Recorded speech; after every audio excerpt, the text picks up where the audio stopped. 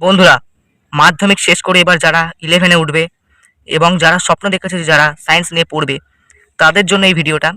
তো যারা সায়েন্স নিয়ে পড়তে চাও তারা যদি এই কিছু মিনিটের ভিডিওটা যদি একটু মন দিয়ে শোনো, তারা হয়তো সায়েন্স নিয়ে পড়ে সফল হবে। ঠিক আছে? তো ১ম থেকে শেষ পর্যন্ত ভিডিওটা দেখো, এটা আমার রিকোয়েস্ট, এবং তোমার বন্ধুদের কাছে শেয়ার করো, চ্যানেলটাকে সাবস্ক্রাইব করো। আমাদের পাশে থাকো এরকম গুরুত্বপূর্ণ আপডেট এবং গুরুত্বপূর্ণ মোটিভেট তোমাদেরকে করার জন্য। ঠিক আছে? তো সায়েন্স নিয়ে পড়লে কি হয়, তোমাদের অনেক একটা ধারণা থাকে যে তোমাদের লাইফটা বদলে যাবে, তোমরা সাকসেস পাবে সায়েন্স নিয়ে পড়লে। আর্টস নিয়ে, কমার্স নিয়ে পড়লে নাকি সেরকম সাফল্য তোমাদের হবে না।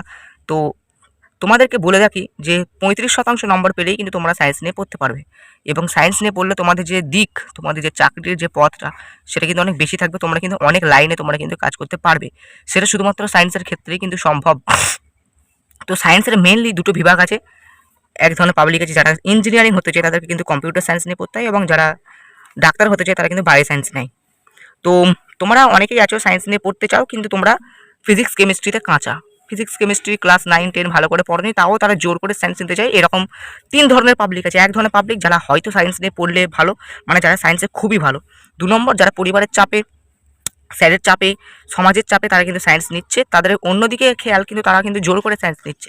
3 নম্বর পাবলিক, যারা বেশি একটু স্টাইল মেরে সায়েন্স নেয়, যে না সায়েন্স নিয়ে পড়তে হবে, সায়েন্স নিয়ে না পড়লে নাকি জীবনে কিছুই হওয়া যায় না, আমি যদি একটা ভালো স্টুডেন্ট নাও হয় সায়েন্স নিয়ে পড়লে নাকি আমি একটা ভালো চাকরি পেয়ে যাবো, এরকম নাকি মনোভাব। এরকম 3 ধরনের পাবলিক আছে যারা সায়েন্স নিয়ে পড়ে। সায়েন্স নিয়ে পড়লেও কিন্তু 3 ধরনের ছাত্রকে দেখা যায় মেনলি। ঠিক আছে?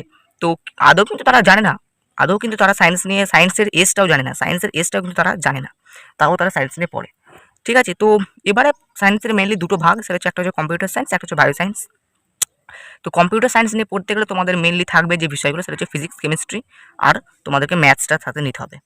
আর বায়ো সায়েন্স নিয়ে পড়লে তোমাদের থাকতে হবে তোমাদের ফিজিক্স, কেমিস্ট্রি আর বায়োলজি। ম্যাথসটা তোমাদের সেক্ষেত্রে জরুরি পড়বে না। তো তোমরা বুঝতেই পারছো যে সায়েন্স মানে তোমাদের মেনলি দুটো সাবজেক্ট তোমাদের কিন্তু কমন। একটা হচ্ছে ফিজিক্স, একটা হচ্ছে কেমিস্ট্রি। তাই তোমাকে ফিজিক্স, কেমিস্ট্রিতে আত্মস্থ থাকা কিন্তু খুবই প্রয়োজন। তোমরা যদি ফিজিক্স, কেমিস্ট্রি যদি আত্মস্থ না থাকে, তাহলে কিন্তু জীবনেও তোমাদের কিন্তু সায়েন্স নিয়ে পড়লে তোমাদের সফল হবে না। তাই তোমাকে ফিজিক্স, কেমিস্ট্রিটাকে কিন্তু ভালো করে কিন্তু নিজেদের স্ট্রং করে নিতে হবে। তবেই কিন্তু তুমি সায়েন্স নিয়ে পড়তে পারবে। সায়েন্স নিয়ে পড়লে কী কী সুবিধা অসুবিধা, সেটা তোমরা পরবর্তীকালে পড়ার সাথে সাথে তোমরা জানতে পারবে। কম্পিউটার সায়েন্স নিয়ে পড়লে তোমরা ইঞ্জিনিয়ারিং এর পথে চলে যেতে পারবে, বায়ো সায়েন্স নিয়ে পড়লে ডাক্তারের পথে চলে যেতে পারবে। কিন্তু হ্যাঁ, সায়েন্স নিয়ে যারা নেবে না তাদেরকে বলছি, তোমরা কিন্তু হতাশ হওয়ার কিছু নেই যে সায়েন্স নিয়ে পড়বো মানেই যে তোমরা সাফল্য, তোমরা চাকরি পাবে। আর্টস নিয়ে পড়লে, কমার্স নিয়ে পড়লে তোমরা চাকরি পাবে না, এরকমটা কিন্তু ভুল একদম। এখন সমস্ত দিকেই কিন্তু তোমাদের পথ আছে, তাই চিন্তা করার কিছু নেই। এবার অনেক স্টুডেন্ট আছে যারা সায়েন্সে ভালো না, কিন্তু 50% হয়তো নাম্বার পেয়েছে, 60% নাম্বার পেয়েছে, তাও তারা জোর করে কিন্তু তারা সায়েন্স নেয়। তাদের বলছি, তাদের কিন্তু ভয়ানক বিপদ। ঠিক আছে? ভয়ানক বিপদ এই কারণে, তাদের ধরো তারা ভূগোলে ভালো, ইতিহাসে ভালো, তারা কিন্তু জোর করে সায়েন্স নিচ্ছে। তাদের বিপদটা এই জায়গায়, তারা হয়তো ভবিষ্যতে গিয়ে হয়তো তারা যদি আর্টস নিয়ে পড়তো, তাহলে হয়তো একটা কোম্পানিতে বা কোনো একটা ছোট্টখাটো কিন্তু জব তারা করতে পারতো। কিন্তু তারা যদি সায়েন্স নিয়ে পড়ে গিয়ে ভবিষ্যতে তারা যদি একটা খারাপ মার্কস যদি তোলে, তাহলে কিন্তু বিপদটা তাদেরই। তারা কিন্তু আর ভবিষ্যতে কিছু কাজ করাটা কিন্তু পথ কিন্তু তারা খুঁজে পাবে না, তখন লসটা কিন্তু তাদেরই হবে। ঠিক আছে? তখন দেখা যাবে যে আর্টস নিয়ে পড়ে যে কাজটা করতো, সায়েন্স নিয়ে পড়ে সেই কাজটুকুও পাচ্ছে না, তখন তারা কিন্তু কাজ করার জন্য হা হা করছে। এরকমটাই হয়। ঠিক আছে? তাই যারা সায়েন্স নিয়ে পড়বে ভাবছো, তাদেরকে একটু বলছি তোমরা একটু সতর্ক হয়ে যাও। তাদেরকে আমি সাজেশন এটা দেবো যে তোমরা তোমাদের বড় যে দাদা দিদি আছে তাদের কাছে যাও, একটা বই নাও, বই নিয়ে ভালো করে সায়েন্সের বইগুলো পড়ো এবং বোঝো। ঠিক আছে? তোমাদের আগ্রহটা কি আছে সায়েন্সের প্রতি? যদি আগ্রহ না থাকে তাহলে পড়ো না, নিজের বাবা মারও কথা শোনো না যে সায়েন্স নিয়ে পড়ো, নিজেদের স্যারেদের কথা শোনো না।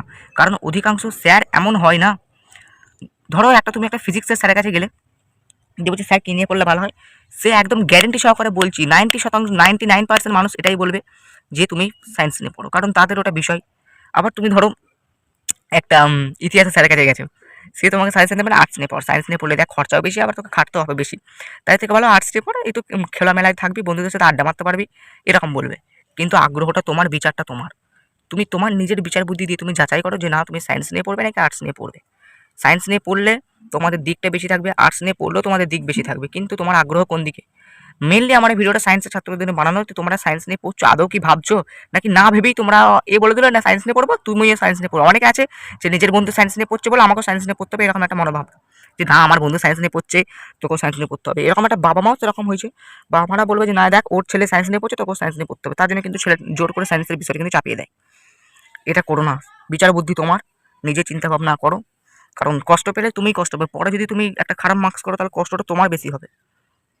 সাফল্যের চাবিকাঠি তোমার হাতে, তুমি বিচার বুদ্ধিতে বোঝো। চলো আজকের মতো ভিডিওটা এই পর্যন্তই। আশা করছি ভালো লেগেছে। ভালো লাগলে চ্যানেলে থেকো, পাশে থেকো, সাবস্ক্রাইব করো। চলো।